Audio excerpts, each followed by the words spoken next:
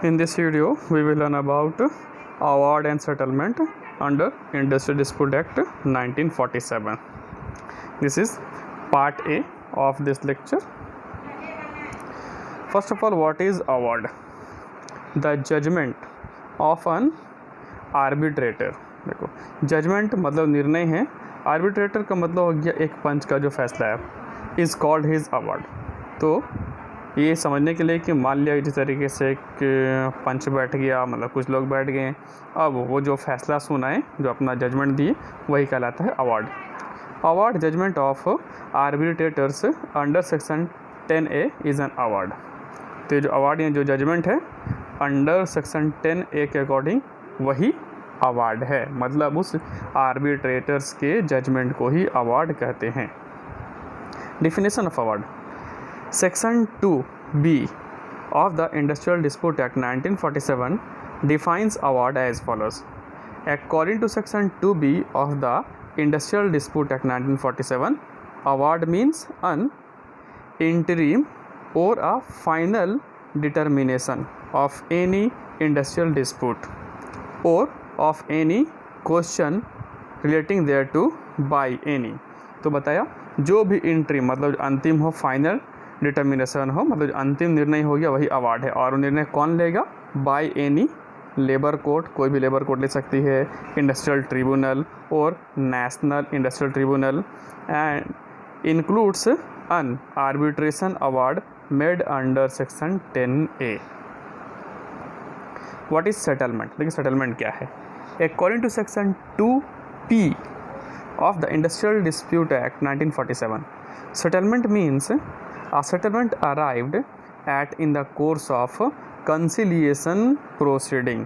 conciliation मतलब समाधान, समाधान का जो प्रोसीडिंग है उस दौरान, and includes a written agreement between the employer and workman arrived at otherwise than in the course of conciliation proceeding where such agreement has been signed by the parties thereto in such manner as may be prescribed, and a copy thereof has been sent to an officer authorized in this behalf by the appropriate government and the conciliation officer.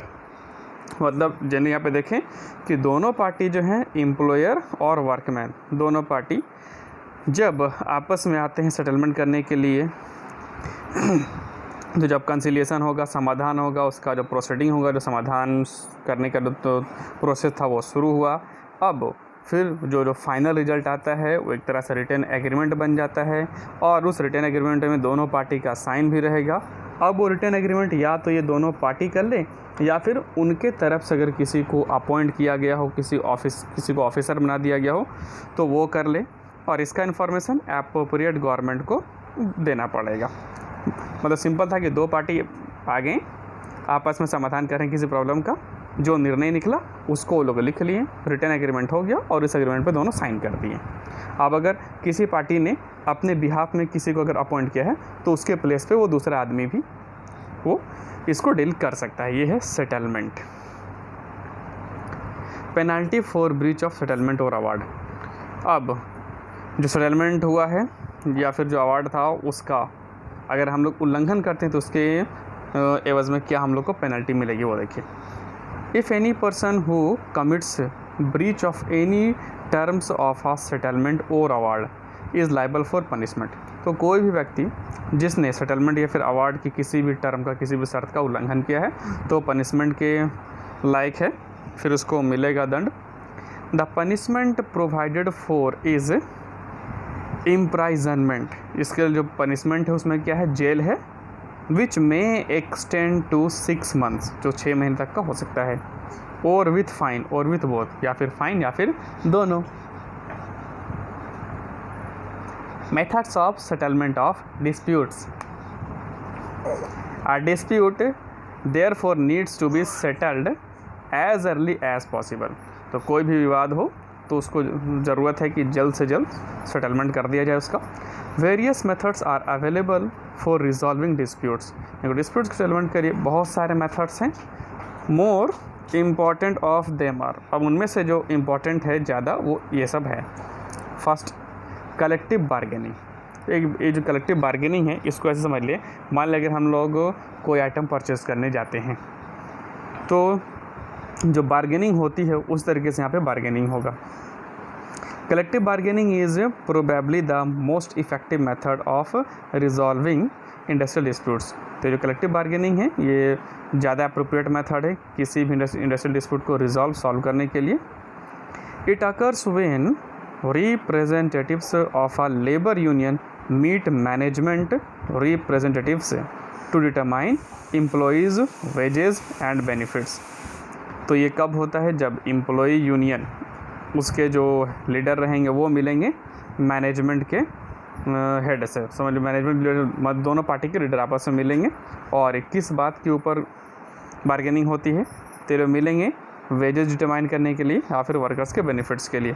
To create और revise work rules, create करना या फिर revise करना है और काम करने का वर्क का जो रूल है वो।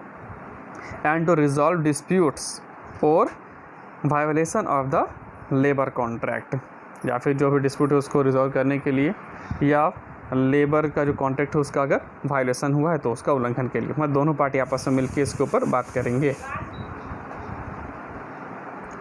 The bargaining is collective in the sense that the chosen representative of the employees, that is the union, acts as a bargaining agent for all the employees in carrying out negotiation and dealing with the management। तो अब जो मज़दूर का जो union का जो leader है वो मैनेजमेंट से डील करेगा, जो भी नेगोशिएशन है वो सब करेगा, मरमोलाई वो सब करेगा वो लेबर्स के हित के लिए।